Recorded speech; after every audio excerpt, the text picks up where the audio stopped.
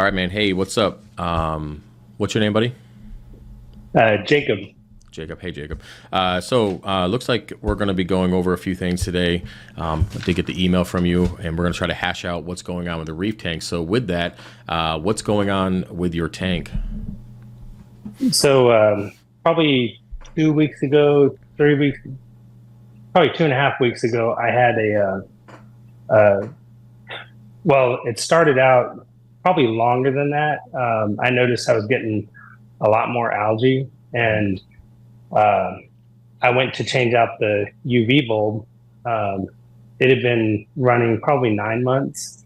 And when I took that out, the quartz sleeve was like dark brown.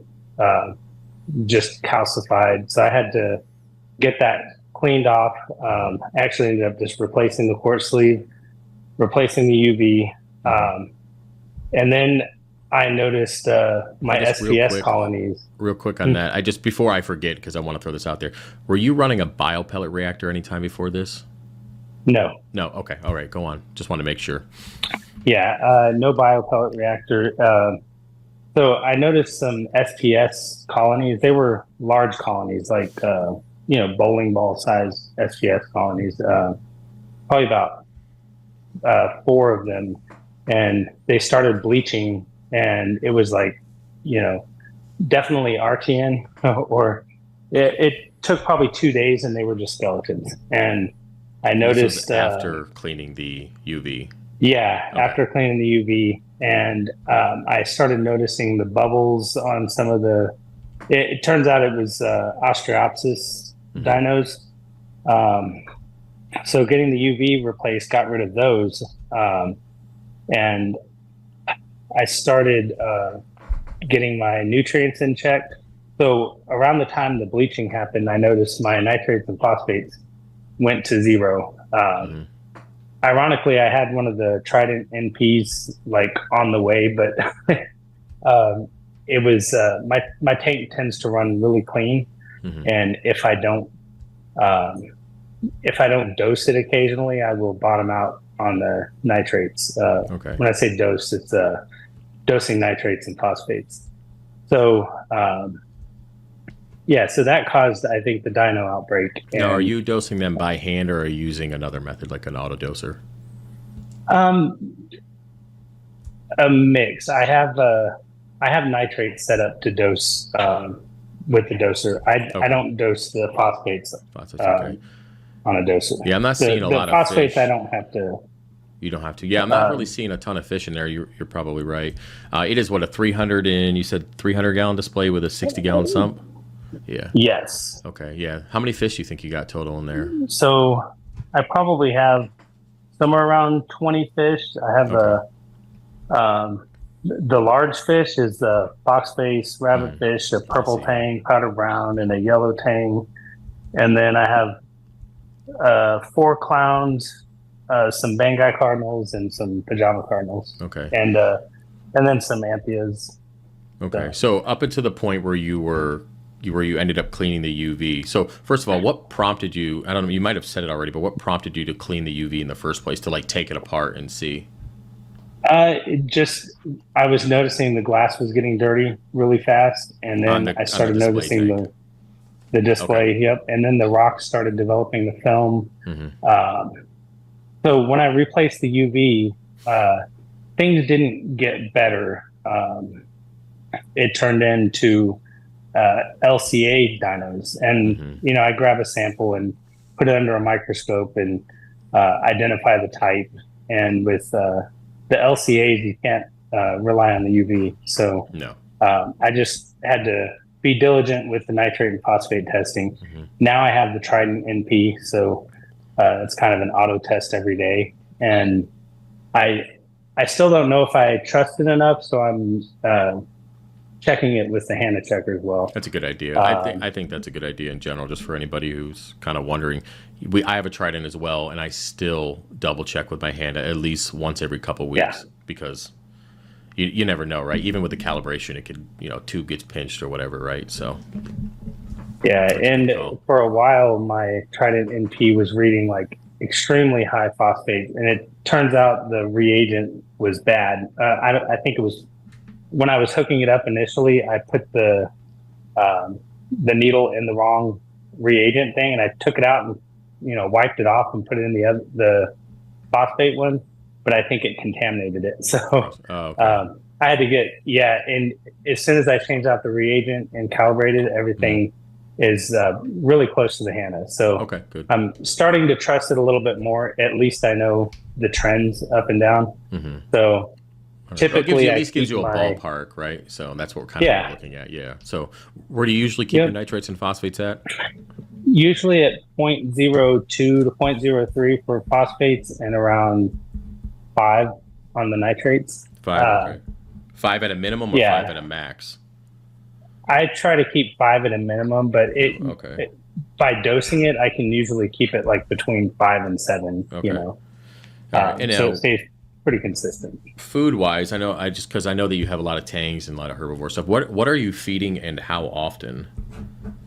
So I have some flake and pellet foods that I have on an auto feeder, Okay. but it doesn't. I don't feed that heavily. I feed frozen mysis Okay. and frozen foods at least twice a day. And you have to So dose nitrates and phosphates to keep your yes, levels above zero, even with feeding flake food and frozen food. Okay.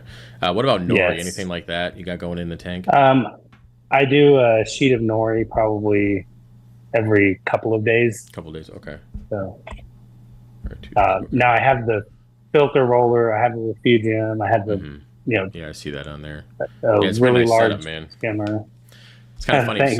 if somebody was to come in. It's just crazy because we're in the hobby, right? And all this equipment makes sense to us. But I'm sure if one of your relatives comes in your house and you open up that stand, they're Oh like, yeah. "What in the world is going on?" So you got to be like, "Well, listen, I got to explain everything. It's gonna be a while." But okay, so you're feeding frozen food, nori, flake food, and you're still having to dose nitrates and phosphates. Okay, so Yeah. we got a little bit of a background on the tank display, kind of the main issue. So let's move on. I did highlight some stuff in here. You said that let's back up. So after you did the UV cleaning, you noticed that the SPS colonies were dying. So let's go ahead and take off from there Yeah. and move forward with that. So go on. Okay. So when that happened, I called a couple of buddies over to kind of help me siphon out clean rocks, and then also at the same time installed the calcium reactor and kalkwasser stir, Okay. and I kind of ditched the alpha reef. The offer. Okay. Um, so I kind of weaned off of the alpha reef as I was ramping up the calcium reactor. Good idea. So Yep. I just To started keep those dips at a and stuff. higher pH. Yeah. Okay. Yep. And Yep. then just ramped it down. That's a good idea. Cool. All right. Yeah. So I ramped it out. Now I'm completely off of alpha reef. But that day we, like I said, cleaned up as much as we could. There were a lot of snails that died during that osteopsis. I think that's the more Mm-hmm. toxic flavor of dinos. So had a lot of inverts dying. My cleaner shrimp survived. All of my urchins died. My starfish died. The From sand the sifting dino. stars. From the dino that Yeah, came from the in. Okay. dino. Okay. Um, And how do you think the dino, in your opinion, how do you think it got started? Just like lack of taking, like maintenance wise, lack of dosing. How do you think it initiated?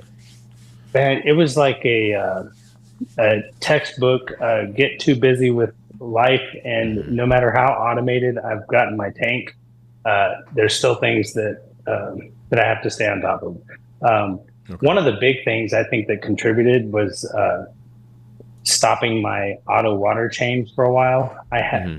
Um, I recently switched out my auto water change to 100 gallons for salt, 100-gallon RODI. And when I put it all together, I had a couple of leaks that I was going to fix when I got time.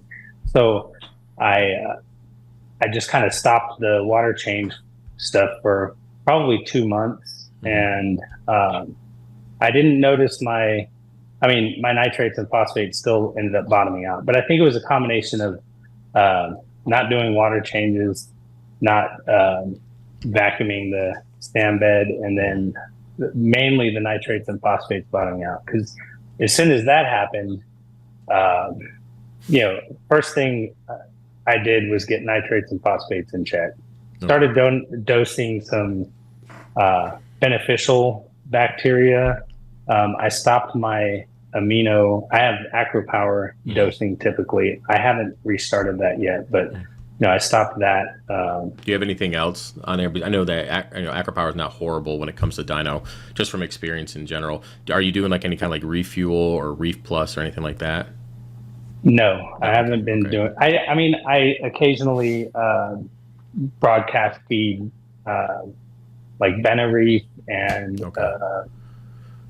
and sometimes Reefroids, and then Gani Power for my Ganifora. Okay. So So I have quite a few large Ganifora colonies that okay. seem to like So that. I guess the first thing we need to address, just because we don't want this to happen again, right? So the first Right. thing would be, what can you do when life gets busy? Let's talk about that. So what can you do besides going out and spending thousands of dollars for more automation? Maybe, Yeah. and this is just kind of what I think you might consider doing, getting your phosphates on an autodoser as well as your nitrates as a last resort. One of those things you could be at the office and be like, okay, well, I can adjust it because I'm not going to get home to dose today, kind of thing. Or something that you can dose every day, but in a low amount to make sure that you at least have something coming into the tank. So maybe something like that. Also, you said you have auto feeders for flakes, right? So at the end of the day, something getting into the tank to contribute to nitrates and phosphates is better than nothing. I'm not a big fan of flake food. I think if you've been here for a while, you probably know that I don't really like it. But in your Yeah. instance, with you being gone and not being able to take care of the tank, getting something in there will at least keep the tank from getting dyno again, getting those nitrates and phosphates to zero. Yep. So And the other thing, I have some Anthias that they need to eat several times a day. So I don't feed a lot of flakes, but I put some in there just to keep them going. Okay, so sorry about that. Got disconnected. So we were talking about auto feeding with flake and pellet food just to make sure our nitrates and phosphates are not zero. So Yep. maybe something you can consider doing. I would say, I mean, I don't know how much you're feeding now, but increasing it maybe by 50% to see what it helps throughout the day, and then you can just dial back your auto dosing of nitrates and phosphates, to help compensate for that. So it's nothing too crazy, but yeah, okay, cool. So we kind of got that out of the way. So we did talk about your corals dying right after you did the clean the UV. You had the dino issue. Your corals died. Let's go ahead and move on to the next thing here. With dino Yeah, stuff. and Yep. Go ahead. about that, so a lot of my encrusting SPS seem to survive just fine. I have a Monopora digitata that seemed to do okay, but all of the acros bleached out. Bleached So, out. Yeah. Yeah. The LPS all survived. They were kind of pissed off for a little while, but They pale up. It wasn't really pale. Like I know my Ghani kind of sucked in, and the Duncans were closed, and I kind of used the Duncan as the canary in the coal mine. So anytime anything is off with my aquarium, I can usually Tell by the Duncan. rely on the Duncan to let me Okay. know. So So at the end of the day, basically the problem started just because life got too busy, couldn't keep nitrogen and phosphates up, and you started getting some issues. You cleaned the UV, and then Dino kicked in, pretty much wiped out the tank with the low nitrates and phosphates. Essentially, that's kind of where we're at. So moving forward, you said that you got rid of Alpha Reef and then started dosing a calcium reactor, and then let's talk about that a little bit. And yes, Calc at so the same time. calcium reactor. I have a carbon doser that has just a solenoid built in, so I can set. I also have a pH probe in the calcium reactor, so I can dial that in really easily, and I can adjust it even if I'm not here. So I have the calcium reactor set up during the day, and when the pH drops below a certain amount, the Kalkwasser stirrer starts dosing, and my calcium reactor shuts off. Okay, so before we dive into that, because I know I mentioned before the stream that I kind of wanted to talk about that a little bit. So the reason why you stopped Alpha Reef was because the tank is too big, it was consuming too much, and making a jug of Alpha Reef every 10 days just wasn't something you're able to do with your busy schedule. That pretty much sum up that overall reason for changing it. Okay. And then, and even when I was diligent with refilling my Alpha Reef, it just didn't seem to keep it as stable as I would like. And when I say it, I mean I would mainly go by alkalinity. and you were auto dosing there would just that, be I'm alk assuming, yeah, through the auto dose. dosing. Okay. Mhm. And it just wasn't stable. Even if you were spreading it out through the entire day, it just wasn't where it should have been. Yeah, and Okay. it was always stable on my 100 gallon. So this tank was upgraded. I upgraded in October of last year and Buddy. moved all the live rock to this tank, and then added, of course, a bunch of live rock and changed out the sand. So yeah, once I switched to this larger system, it just didn't keep it as stable as I And when would like. you did dosing, I'm assuming you used the dose here, right, on the Apex, and then you Yes. just basically put in the amount and then just spread it out through the entire day, or did you pick a Yes. specific? Okay, good. I just want to clarify that because somebody's going to be like, hey, maybe he should dose it throughout the whole day, but I just wanted to put that out there now. Yep. Okay, so Alpha Reef wasn't keeping up for whatever reason. We don't know exactly what the reason is, given that it worked on your 100 gallon, but it's not working on the 300. So that aside, you decided to buy a calcium reactor. And then you also have a calc reactor. Now, what if I just to make sure we're on the same page? You were dosing the calcium reactor throughout the day, but at night, if the pH dropped too low, it would automatically turn off the calcium reactor and dose the Kalkwasser. Kalkwasser. Okay. Now, I know we talked about this briefly before the stream, that I'm not really a fan of that issue just because stability-wise, turning off another method. And what do you mean by turning it off? Did you have the pump turn off, the feed pump, the pH turn off? What exactly turned off on the calcium reactor? I have the carbon doser closed the solenoid, so it doesn't feed CO2 to my calcium reactor. So, it kind of ramps, the pH ramps up, which, so I keep the effluent the same all the time. You just kept the There's always effluent water. going as well. Okay. Yeah. I think if I was to use that method, I would probably just turn off the effluent, because once the pH gets to a certain point, it's going to turn off anyways, right? And that way, when you do turn the effluent back on, it's still the same potent calcium reactor effluent coming back out. You don't have to wait for the pH to gradually come back down, all that ramping stuff. That's kind of my and you can thought process behind it. probably, that makes sense. And you can probably see it on the chart. One of the charts I sent you, you can see where the pH Would goes ramp. up and then it flatlines it. Yeah. And Okay. Yeah, I guess just for the sake of it being, obviously you're turning it off so you can dose the Kalkwasser to increase the pH, right? Now, yes. yeah, so pH is, it's a combination of how much CO2 is in the tank and what your alkalinity is. Now, completely, even though it's just going to be a small time frame before the pH eventually comes back down and the calcium reactor is at its full potential before you turn it off, I still think turning off the effluent instead would have been the better option. But overall, I think the method in general is probably too complex and not something I would personally use. Even though I do use both of those methods now, I just don't turn one or the other off. So I think moving forward, or I guess before we get into that, what did you see any issues with using that method before we dive into no. what to do? Honestly, my clams, I have two kind of large, probably 5-inch clams. Those have honestly never looked better now that the pH is up, and all of my LPS and SPS seem to look better with keeping the pH is it's averaging somewhere around 8.3, like What was your 8.29 or pH 8.3 before you did? I think I probably averaged 8.1, which isn't terrible. But and alk wise, I was switching alkalinity. I would always keep around 8.5 or 9. I see you're at 10.6 on this chart here that I'm seeing on the screen. So I know that pH, obviously the pH would probably make the clams happier. Also, the different dosing method could affect it as well. I mean, calcium reactors is about as natural as you can possibly get when it comes to dosing. But also the elevated alkalinity. Clams really like that higher alkalinity level. When I've had clams in the past, staying around 9.5 to 10 always seemed to make them happier. When I dipped around, like right now, I keep it like 8, 8.5, just because my corals are happy at that. But if I had a clam, it probably, for me personally, wouldn't be as happy as if I was at the higher alk. So I think even going to that higher, more stable alkalinity of that 10, so that 9.5, 10, is probably contributing to the happiness of the clams, if I was to guess. Yep.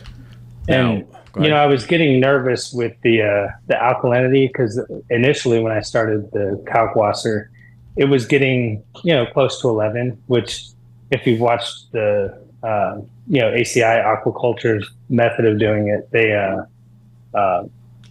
say it's normal for the alkalinity to spike and it'll gradually come down. I have noticed it coming down. So I was at 11, now it's 10.6, and I think it's probably going down. And some of that might have been just overdosing between calcium reactor and calc reactor. Because I didn't know what my new normal was going to be without those large SPS colonies. So I've dialed some of figuring that out now, basically. Yeah, figuring it out and bringing alkalinity back down.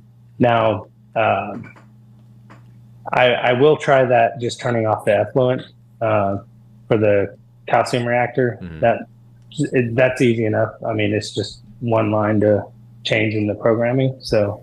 What I would personally do, so what I would do if it was my setup is, well, you already know that I run the calcium reactor and the effluent on my kalkwasser 24/7. They both run at the same time. Now, the only thing that I would do differently, if you want to continue with the adding it at night kind of thing, is I still think that keeping and this is just my opinion, I still think that keeping the calcium reactor 24/7 with that consistency is a good idea. Now, at night, if you wanted to dose kalkwasser, you're going to get that. You're going to get an additional spike. What that spike's going to be, I don't know, compared to how much your alkalinity or your pH is going to go up, right? So, how much do you have to dose to get that elevated pH? Personally, I think running them both 24/7 and just spreading out that alk dose all day long, you're going to elevate the pH more throughout the day. And then by the time that nighttime comes, I don't know, are you running a refugium or anything like that? Yes, I do have a refugium running at night. I find that if my alkalinity is going up more and more throughout the day, because I'm running both methods, right, that at night it really doesn't dip down as much as you think it would. That's just my personal opinion. Just for complexity purposes, listen, if you want to turn off the effluent and keep trying that to see how it works for you, that's fine to kind of get it to dial in. But for consistency purposes, and everything that we add to the tank, adds to complexity, right? So if we're adding, when this turns off, when that turns off, when it could just be on 24 hours a day and just be consistent, that's going to be easier in the long run. Does that make sense? Yeah, it does. So, but I would say give it a shot, turn off the effluent, see how you can balance it out with the kalkwasser. If you feel that it's not kind of what you're looking for, just run them both. Just take, and slowly dial up the calc. I mean, you could even do this. So one thing that I did when I was changing out the media on my calcium reactor is I let the media burn down to over halfway on the reactor. Obviously, at that point, it's not pumping out as much to the tank, correct? So I was dialing up my kalkwasser to compensate for how much my reactor wasn't actually working. So you could always just dial your calcium reactor down a little bit and crank up that calc reactor just to get a little bit more of that elevated pH throughout the day. Does that make sense? Instead of yeah, it does. So it's really giving it two. Go ahead. I was going to say the idea is to replace that those SPS colonies with more SPS, and I don't like to add like little tiny frags. I did right now. There's 3 little frags that I got just to make sure they're happy before I go ham on putting more SPS in here. But I usually I'll end up purchasing some pretty decent size SPS and just gluing them directly on the rock structure like that. Yeah. Now, Yep. with that, do you, and we'll dive into this, do you have any issues with, like, are they encrusting on the rock structure Yeah. after they are? Okay, so they are finding their way Yeah. down, even though they're kind of shaded. Like they're still finding their way onto the Yep. rock structure. Okay, all right. I was wondering about that because I've never actually put colonies in a tank ever, so I always wanted to know if it did actually encrust. Because I notice when my colonies get big, the bottom either usually starts to die out because it's being shaded, right? But it's still structurally stable because it encrusted early on in its life. Does that Right. right? So I was always Yeah. wondering about that. Now, I will say, now that we're talking about alkalinity and stuff like that, when you do start adding these colonies, I would go slow, like one or two Right. at a time, kind of thing, and then let them start to grow for a couple weeks, a few weeks, and then dial in your calcium reactor, all that stuff to it, and then carry on. I wouldn't just throw And like that's the 20 plan. colonies in. Yeah, that's the plan. Okay. I just mentioned Yeah. that because some people are like, well, let me just throw in. There's a difference between throwing in 20 frags, right? Opposed to Yeah. 20 colonies. Like there's going to be a huge difference in uptake. And if you're not ready for it, you'll get that out dip and then you'll be in trouble, you know? Yep. All right. And, Cool. I'll probably do some frags as well. I would say frags on the larger end. You know, people sometimes consider a colony, it could be tiny, like what I wouldn't consider a colony. But when I say a colony, I'm thinking uh, softball size or larger. That's So what you consider. I'll add Okay. one of those,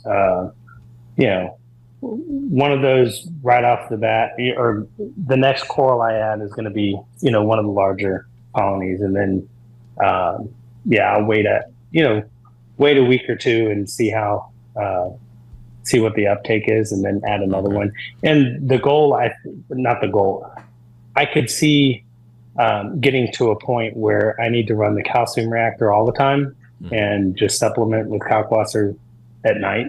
Right now I'm doing kalkwasser pretty much at the evaporation rate. Not at the, I probably dose overnight a little more than I evaporate overnight. And then, the sump levels Balance out out through the during the day, day. Yeah. Okay, so before we move on, basically the tank was growing SPS and everything was fine up until the point when the nutrients bottomed out, correct? So the lighting par is good, Yeah. all that stuff's good. You were having no issues with the coral growth. It was just No that one issues. thing. Okay. And I do have a par meter. I keep the SPS level, kind of the top third of the tank is usually between 375 and 450 par. That's fine. Yeah, that's perfect. Yeah. And that's running my Neptune skies at around 50%. But I have 5 of them, so there's Okay. kind of a lot of coverage. Now I know we covered quite a bit of stuff already, and like a lot of the background, just trying to get to kind of like the overall theme behind the call. So at the end of the day, what are you looking to accomplish from all of this? So I have a few questions. I wanted to talk through the calcium reactor and kalkwasser because that's new to me. So I think we've touched on that, or Okay. we've gone through that. I Okay. have a good idea of what I need to do going forward with that. Now, the LCA dinos came after the Ostreopsis, and the way I ended up beating that is dosing some beneficial bacteria, and then I actually got a cyanobacteria outbreak, and it coated the rocks, the sand bed, everything. Red cyano. And The red yeah, stuff, red of course. cyano. Okay, the red stuff. Yep. And that was after red, that was purple. after you removed the dino completely? That was after I think I had Ostreopsis and LCA Okay. under a microscope. I could see both. Okay. The UV, I think, took care of the Ostreopsis. I have a large nutrients. So UV, once and you I got have the it nutrients dialed up. in. Yeah, once you brought the nutrients up with the UV, that's usually with manual removal usually takes care of that for the most part, like 80% of the time. And then right after that was gone, you saw cyano kick in. Yeah, well, right after that was gone, it was all dinos, and then cyano came, and cyano, like I said, blanketed all the rocks, the glass, just everything. It was probably the worst cyano I've I've seen. So I guess when it comes to the UV, I'm still like, we're gonna circle back to this, but I'm trying to see how this all relates. So the UV got clogged up with like a brownish encrusting. Was it calcium reactor stuff? Was it what was it? Uh, it looked like We should have a picture of it or something. yeah, I did have I do have a picture I can send you. Okay. So I'll send you that picture, and you Okay. can see it's just caked with brown. And I actually had to get a like the pump cleaner, citric acid or whatever it is. And to get it off. So it was And like an encrusting, like hard brown. yes, And and that I and had to that like happened over scrape it nine with my months. nail. That like happened over Yeah, that nine happened months. over nine Okay. months. And the only thing you were dosing to the tank during that was alpha reef. You weren't having a Yeah. biopellet reactor. Was there any other bacteria that you were dosing or anything like that that you can think of? Um, I would occasionally dose Microbacter 7. Okay. Just, uh, I would Cause, say once a month, I would give it a dose of MB7 just to, okay. Because usually that type of encrust, like that brownish, like thick, like not thick, but like hard encrusting stuff, usually is the same thing that you get from doing a biopellet reactor. That's why we skim off the biopellet reactor effluent into a skimmer yeah, so it doesn't encrust the pumps. But if you don't, at the end of the day, you're still going to get some on your pump. So I wonder, like I've never used Alpha Reef, so I don't really know everything behind it. But like if you didn't tell me you used that, I would have automatically assumed that you had a biopellet reactor. That's why I asked you early on because that's yeah, usually a key of it or a symptom of it. So okay, so I just wanted to kind of hash that out real quick, just for my own thought process in general. So moving on yeah, to so you got rid of the dyno, you increased your nutrients, manual removal, and the UV sterilizer was fixed, ready to yes. go. You lost the dyno was gone, both types, and then a big cyano came in. Well, actually, the LCA dyno remained. Okay. And And then I would say within a couple of days of just bringing up the nutrients and stuff, the cyano took over. And I think the cyano is actually what like killed off the LCA dinos, which I'm happy with. I think Well, cyano is they're both a lot competing for easier to beat. nutrients. Well, they're both Yeah, competing for nutrients at the end of the day, and also the cyano's competing for the same nutrients to a certain extent that your coral are looking to consume as well.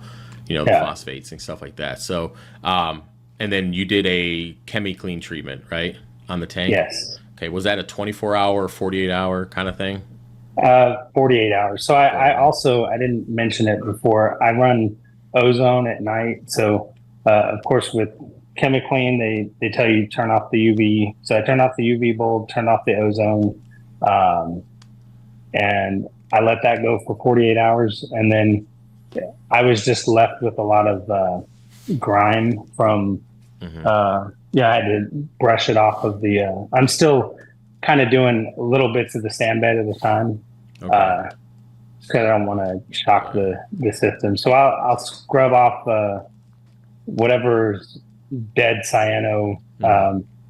I'll get the water cloudy with stuff, and I actually started. I did a dose of calcium carbonate to as like a flocculant to remove all of that stuff. Hmm. That seemed to work well.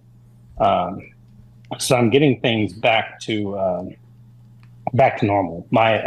LPS with I don't know if I can attribute it to the large water changes. That's the other thing. When the corals died off, I immediately did some large water changes, probably 180 gallons over 3 or 4 days. And what was your thought Um, process behind that? Because the nutrients were already pretty low at that point, right? so they were uh, they were low, but at that time I didn't know exactly what What was caused killing it? Okay. the coral bleaching. So I wanted to rule out any buildup of metals or Hmm. something like that. Yeah. And I did send off You an did send an ICP ICP test. test. Did you get those Yeah, I just results back? haven't gotten not yet. They No. should be any day now. Um, Okay. I Well, I'll tell you. suspect that Go ahead. they'll be normal. Okay. I've gone through and made sure there's no uh, equipment leaching any rust. So uh, Okay. Well, I will tell you, like, I was on board with like the system's already pretty complex. I mean, you could look at your Apex there. You got a lot going on, right? Yeah, And that's part of my the Apex. the sump pictures, and we're gonna dive into that real quick, just to kind of, because I'm sure that a lot of people are probably thinking a similar thing. So the complexity of the system was okay to the point where you said you're adding ozone. I think we just got too much going on in the tank, and that's just a personal preference. I think to a certain extent, but as with everything in life, the more complex it gets, the harder it is to find the solution to a problem. Right. Personally, and I will say that the ozone, I have it programmed to only run a couple of hours at night, and even on this size tank, it's like I put it at like a level 2 out of 10, and it runs for a couple of hours. Mm-hmm. It only runs between certain amount of time, and it won't run if the ORP is over a certain level. So it doesn't run often, but I do notice if I run the ozone, like this is an 8-foot tank, and I can, it just looks a lot more clear down the side. Are you running carbon? No. Okay. I did run carbon for a few days after that tank crash, because I had some toadstool, like a really large toadstool that died, and I know those release toxins, and they're whatever corals were unhappy could have released toxins. So I did put some carbon. So normally you don't run carbon. Normally I do not. Okay.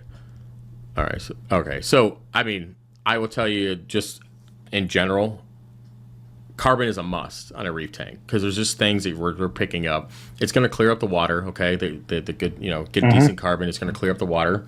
You can toss the ozone at that point. Run carbon through a media reactor, change it out every 2 weeks or every 4 weeks. That's going to take care of any extra chemicals and stuff that might get into the water. It's going to clear up the water, and it's just nice to have as a little bit of a blanketing for the reef tank in general. I'm surprised you're not running carbon, to be honest with you, because I was like, what's the thought process behind it? I mean, you just don't want it, or? I just, I always have carbon on standby if something happens. If something happens. Now, in all of this, I've been watching a lot of YouTube videos trying to see what, see what I can do better. And I have an order of 1 gallon of carbon, carbon on the way, because I was going to add that to the tank. So, I think it's a safety blanket. I think it's something that we should run regardless, because you just never know. And it picks up everything. And like I said, it's so easy to change. It's inexpensive. And I think you made a good call on that. So that's good. I definitely approve of that. Out of the overall complexity of the system, I think that's a perfect addition.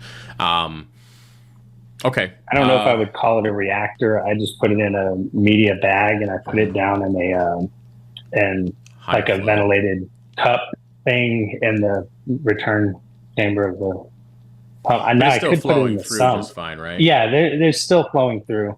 I could just put that in the sump, because I have my UV sterilizer on a separate pump, and there's quite a bit of flow in the main chamber of the sump. So I would personally, I prefer a media reactor, just because it uses the carbon up better. It's a little bit more efficient. But if it's in there in a bag, I'd rather it be in there one way, shape, or form than not be in there at all. So if that's what you're limiting for space wise, if that's the only thing you're able to do, then I'll take it. It's better than nothing. So I think that's perfectly fine.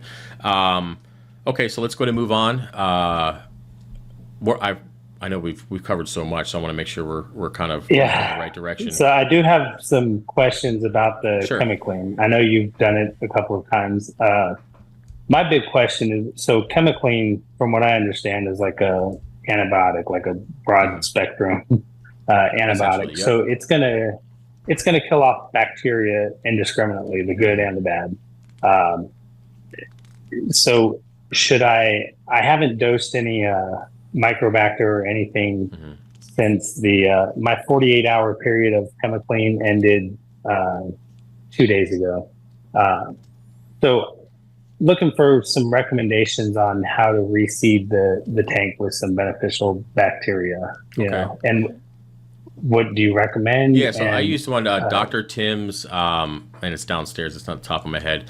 Dr. Tim's has a bacteria. Man, of course, when I need to remember the name of it, I'm sure I have it actually. Okay, I mentioned it in a couple of videos, but basically, Yeah. I dose that once every week, once every other week, just to keep that beneficial bacteria in the system. Man, I cannot. It's going to come to me like another 10 minutes. It'll be there. I'll just randomly say the name in the middle of the stream. But yeah, Yeah. so basically, I don't really go. I never use microbacter. I never use that either. Or I never used that before. But at the end of the day, just adding some beneficial bacteria consistently will help keep some of that dino at bay, as well as just kind of making sure your nutrients are in check. Because at the end of the day, basically how dino works is that once your nutrients bottom out, all the beneficial bacteria that naturally survive off of the elevated nutrients or the correct ranges, they die off because they don't have anything to eat, right? So then that's when the dino kind of sneaks its way in because it outnumbers the beneficial and then eventually becomes a problem. That's why most of the time solving dino is just manual removal, UV sterilizer, and adding nitrates and phosphates and keeping them in check. Over time, the process, the tank reestablishes that beneficial bacteria. So, Yeah. it's bothering me that I don't remember the name of that. So, making sure that you're adding a beneficial bacteria once a week, once every other week at the recommended dose or a little bit below is totally fine. Make sure you turn off your UV sterilizer and your skimmer for a few hours. Yeah. When you do that. Just make sure you don't pull that stuff out. Outside of that, ChemiClean. I used to be afraid of it. I admit when it first started, I was really hesitant about using ChemiClean because I was like, man, I don't know how I me feel too. about this. But it's something that I dose on the 300 probably every 6 months because there's just little patches here and there that I get some cyano. Or I've noticed if I don't dose my beneficial bacteria because either it ran out, I forgot to order it, whatever the reason is because life gets in the way, that I will start getting some of that cyano to pop up, some of that bacteria that I don't necessarily want. And then I'll do a ChemiClean and then I'm like, oh, well, let me order this while I order my ChemiClean kind of thing. Right. So,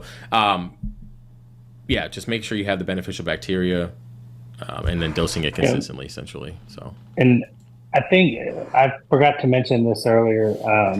When everything was going south and I wasn't paying enough attention to everything, I had two Neptune waves, one on either side, and then I have two Nero 5s in the back. My Neptune wave on one side, the propeller cover just randomly fell off and it broke the propeller and basically had to end up taking that Neptune wave out. so you lost And the then flow. I added an AI orbit and a Nero 7 on that side. And then that was a couple of months ago. And then when all of this happened a few weeks ago, I noticed the Neptune wave on the other side wasn't running, wasn't putting out any flow. So replace that with a Nero 7. So now I have the flow sorted out. I have the Nero 7 on each side, two Nero 5s on the back facing forward, and then an AI orbit. Yeah, and then an AI orbit on one side. This side is typically where I keep my SPS is on this side. So I keep the flow a little higher on that side of the tank. Okay. So, I mean, flow-wise, it sounds like you have enough. Now I do, yes. Yeah, now you do. So basically, your flow died essentially the same same time frame as the other stuff. Within a couple of months. It's a compounding issue, I guess. Was it the cause? I mean, did he contribute? Probably. I think it was. I think it was just so many things. Even down to my reef mat filter needed to be changed, and I probably waited like 4 days just letting it overflow and not filtering anything. And so it was, like I said, just a combination of a bunch of things. Mm-hmm. And now, in order to kind of start to counteract my laziness, or not laziness, but getting busy, I think the calcium reactor is going to go a long way. Just because I think my biggest issue before was all for reef and not staying on top of it. Well, I mean, I should. Every 10 days, you had to be back to make another jug of it. So you can make a larger batch, but what I've noticed, with Alpha Reef, at least, there's organic.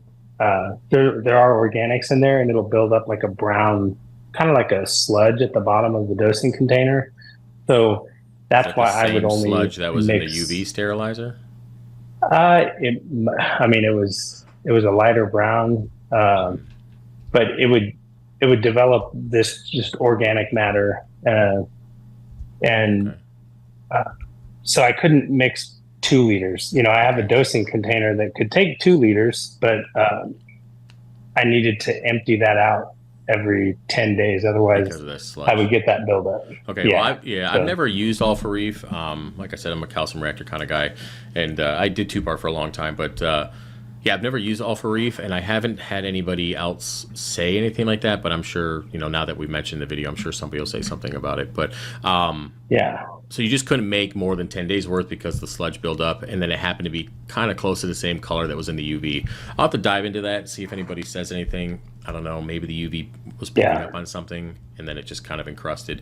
I think maybe dive into that a little bit later to try to figure it out. So I think moving in the direction of yeah, calcium reactor is a huge plus. And plus you have now you have the calc as a backup, because if the calcium reactor dies, now you have your calc. If you can't get back for whatever reason, now you have two methods that are reliable for stability purposes. So you're moving in the right yeah. direction.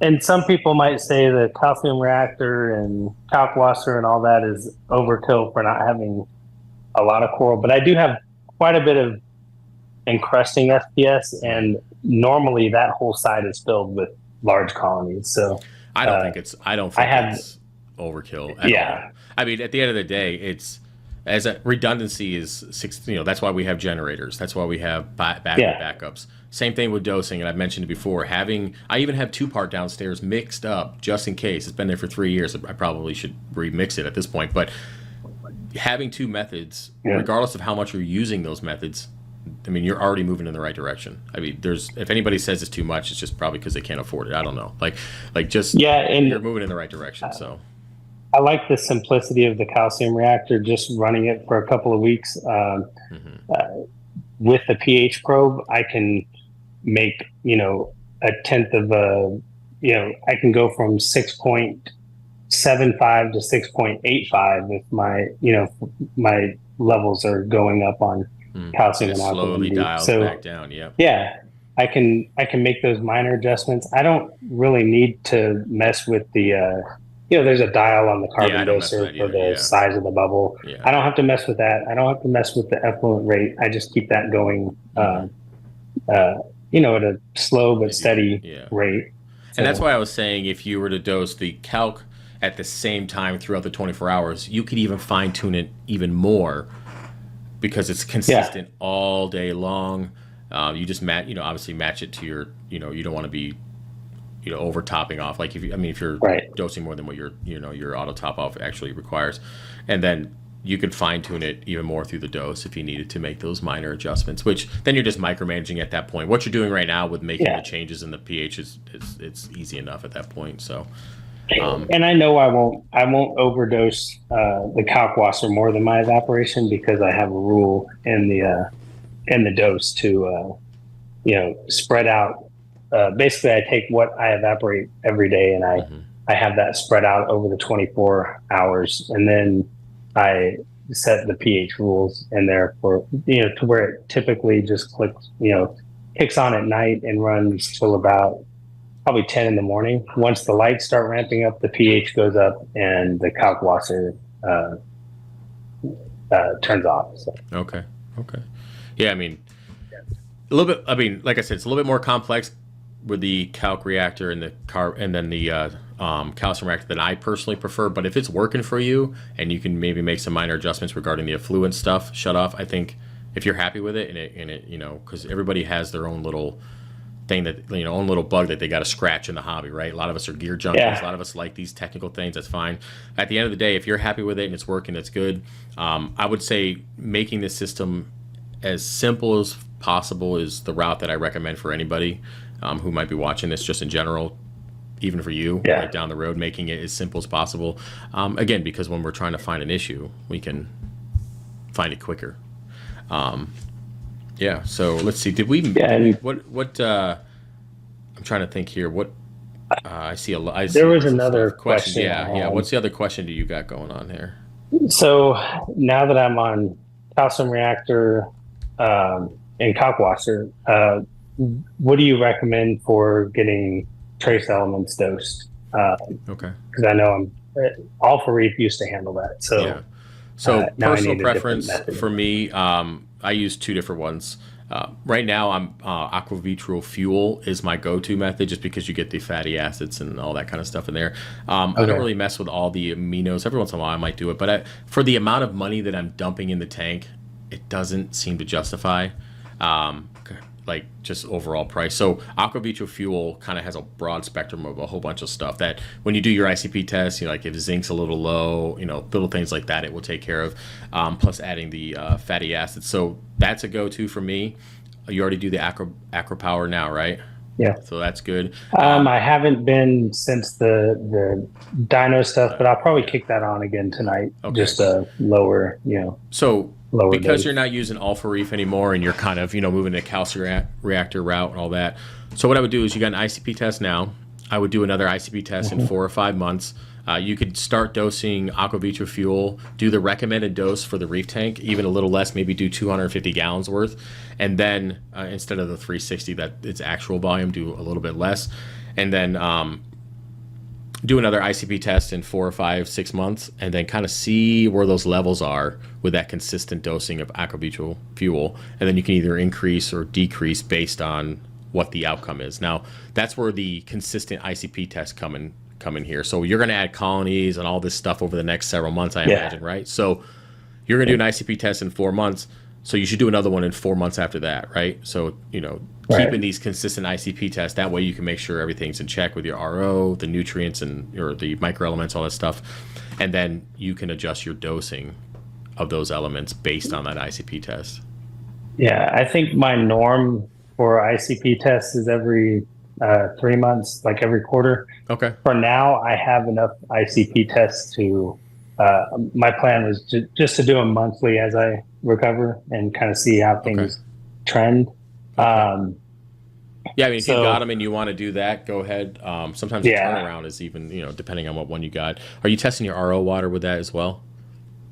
no, but um, I have I have whole house filtration, and then I have a 7 stage RO system outside, and I do have the RO automatically feeding my ATO, but Okay. I put an auto flush system on there, Mm-hmm. so it flushes out before it feeds. So occasionally I'll go in with a TDS pen and Mm-hmm. just make sure my ATO is still reading zero, Okay. and then of course there's the TDS on the actual RODI. So I have three um, three resin canisters, and then um, I want to say at least two carbon canisters, maybe three, and then a pre-filter. Okay. Uh, uh, and I do stay on top of changing out those. I The probably filters. change them Okay. out sooner than I actually Okay. need to. But the biggest, so I did notice before all this happened, the TDS was creeping up. I had a 3 or 4 stage, and I upgraded that to a 7 stage Okay. when all this happened. I When was all this getting happened as like a well. reading of Okay. yeah, I was getting a reading of 2 TDS. So, like I said, a couple of weeks ago, I upgraded that. Um, yeah, and I have. It's something I'll be keeping an eye on a lot Okay. closer now. Yeah, I mean the So, TDS meter gives you a ballpark telling you kind of generally when you should change, the DI, right? But at the end of the yeah. day, I recommend that everybody test their RO water. So get an ICP test like the ATI, or is it Hmm. ATI? So test your RO water at least once or twice a year, just to double Yep. check the filters. And yeah, that way you can avoid some of that stuff, changing the DI out early, all that kind of stuff, right before it gets completely Yeah. used up. Just little things like that make a pretty big difference moving on, or moving forward. So okay, so what else you got for me, man? I wanna see what you Um, got here. let's see. Trying to remember, that was a lengthy email I sent, but Yeah, I'm looking through real Yeah, quick we got too. the trace elements covered. Mm-hmm. Uh,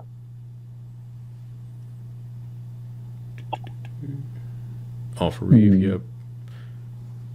I do want to add more. Oh, now that all my, I won't say all, a lot of my cleanup crew died off. I think I'm gonna. It seems like the large turbo snails lived, but most of the others died off. None of the hermit crabs died, but I think I need to replace the cleanup crew, and I need to figure out something for sifting the sand. I have some conches that are still in Mm-hmm. there. Um, do you recommend? I mean, the sand sifting stars always work good for me. Mm-hmm. I Well, that's don't what I was keep gonna that say. many. Yeah. Just yeah, just like I think I had three of them in here. Sand sifting gobies are always fun too. Yeah, I did.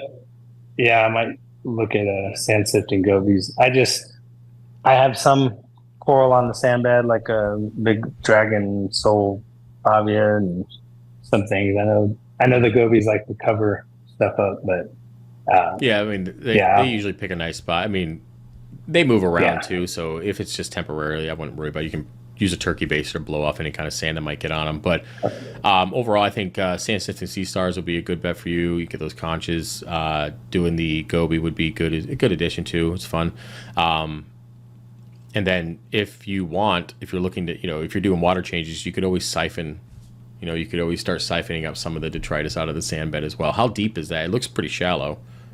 it is pretty shallow. It's probably uh, between 1 and 1.5 Okay. inches. So you're safe to get Not in much. there with, talking about like the freshwater tanks that have the siphoning tube constantly. Yes. So you're okay with getting into that. Now, I know that you said that you Now, did water changes automatically. Now, are you moving back to that, or are you plan on doing them manually? no, I'm not moving away from the auto water change. I think Okay. I'm going to keep the auto water change going. But what I've started doing with cleaning up the sand bed for now, I'm just siphoning into a big filter sock. So, Okay. um, so I just siphon it into the sump through a filter sock, and uh, I had to start with, I started at this side, and I'm kind of working my way across. I don't do more than about a 2 foot section a day while I'm cleaning it up because it does cloud up the water pretty good. Hmm. So I So just don't yeah, want to release too much yeah, no, I junk. I understand the idea behind that. Now, when it comes to, I personally, auto water changes are great for consistency to kind of get the water in and out kind of thing. But Hmm. if you're trying to like control or trying to drop nutrients or trying to control detritus, because I do run a bare bottom tank, so detritus removal is kind of my only reason for doing water changes in the first place. And of course, you're gonna Yeah, have dead spots in this tank that you're gonna have to get in there once every couple months and manually siphon out. Like that's something that I think you should do because that yeah, stuff's just gonna build up and build up and build up. And there's no way of getting it out without doing the yeah. water change.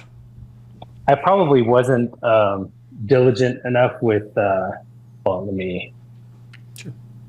Uh, there we go. I probably wasn't diligent enough with cleaning off the rock. Hmm. Um, Leading up to this. Now I've been going through with a turkey baster and getting that stuff, getting all the detritus off the rocks. And Okay. yeah, I've just made it kind of a weekly routine. Okay. So Yeah. uh, yeah, I'll keep doing that. And then doing the coral snow. Whenever I do that, the calcium carbonate mix up coral snow and cloud the tank. It doesn't seem to have any adverse effects for more than a couple of hours. So I'll Mhm. do it at night, and uh, it seems to take all of that detritus and run it through the filter, the The filter roller. water. Okay. Yeah, Okay. Yeah. I mean, if that's working for you, keep doing it.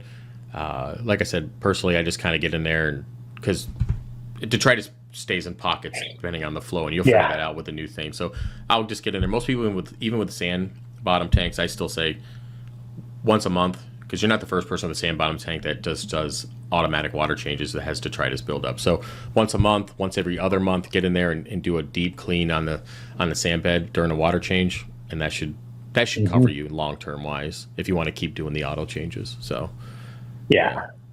Okay. And I think auto water change, I do about 30% monthly, 100 gallons. So I think I have it set to 3.3 gallons per day for the auto water change. Okay. All right. Yeah. And that's through the dose, I'm assuming, right? Just pulling and Yes. Okay. All right. Yeah. All right. Cool. Yep. Cool. Is there anything else you wanted to touch base on here? Because I went through the paragraph while we were chit chatting, and I think.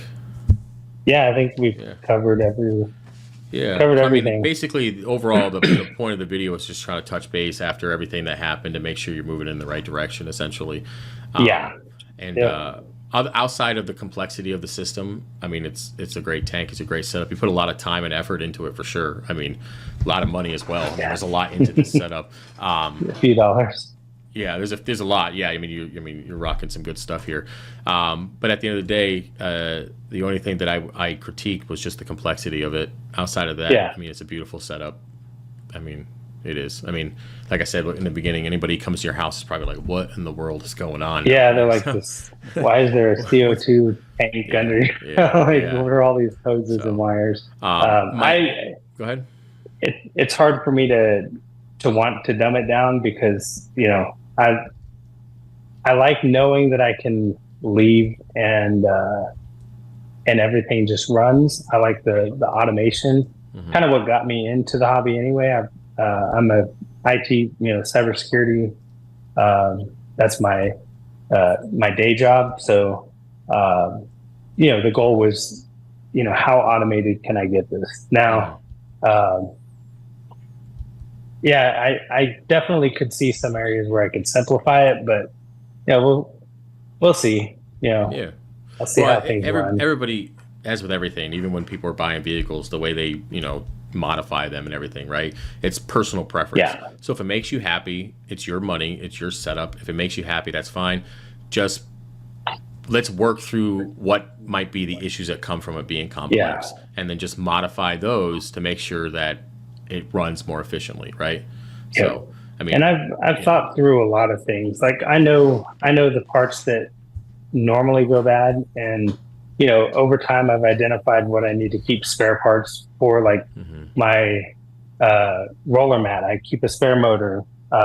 My even my Apex system, I have spare probes. I have even a spare EB832 just in case something goes wrong with with one of them. So I usually have redundancies in place. If modules go out, I can go to my little Apex shelf and grab a replacement. So, so